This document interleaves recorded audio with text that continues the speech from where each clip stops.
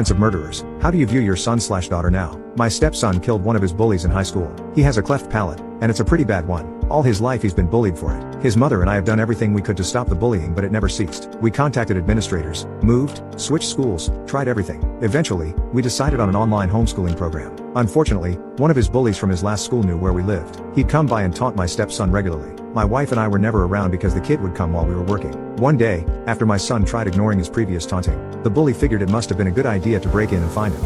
He threw a brick through our back window, which was in the guest bedroom, and proceeded to attempt to enter. Now, I partially blame myself for what happened next. My son never knew his real father, and so since I've come in, I've done everything in my power to fill in, and we grew pretty close. I ended up trusting him enough to tell him where I kept my gun. Seeing as how his mother and I worked so often, I wanted him to be able to protect himself if anything were to happen if we were gone. So, he grabs my gun, opens the door to where the bully was and shot him in the chest twice. He died before